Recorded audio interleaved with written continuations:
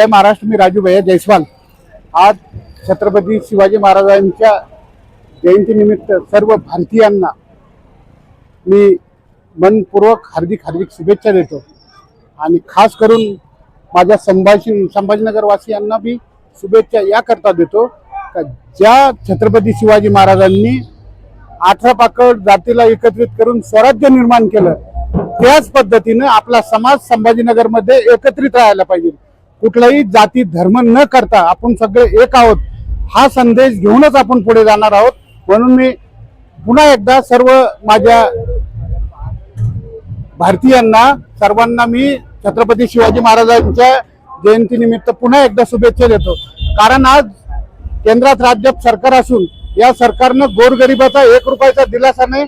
आम्ही सत्तेत आल्यानंतर कर्जमाफी करू म्हणले, तर कर्जमाफी सुद्धा माझ्या शेतकरी बांधवाची होईल नाही। आज 2 ते 4 आत्महत्या दररोज संभाजीनगरच्या घाटीमध्ये राहतात आणि संभाजीनगरच्या आज केंद्रातलं राज्यातलं सरकार सगळं संभाजीनगर मध्ये बसून असून जर यांना गोरगरीब जनतेचे दुःख सुद्धा हे सावरू शकत नाही, तर यांचा उपयोग तरी काय सत्तेत येऊन। आज बाळासाहेबांनी सांगितलं होतं 20% राजकारण आणि 80% समाजकारण हा शिवसेनेचा ध्यास होता, म्हणून आज 20% राजकारण आणि 80% समाजकारण कोणीही करीत नाही, कोणता नेता करीत नाही। मी ठामपणे सांगतो, आज गोरगरीब जनतेच्या जीवावर निवडून यायचं, महागड्या गाड्या घ्यायच्या, 4 ड्रेस बदलायचं, सगळं काही त्यांच्या हिशोबाने स्वराज्य निर्माण करायचं काम आज या लोकांनी केलंय। मी त्या सर्वांना छत्रपती शिवाजी महाराजांच्या जयंतीनिमित्त एक छोटा भाऊ समजून शिवसैनिक समजून एकच संदेश देतो का आज जी जनता माझी आत्महत्या करते,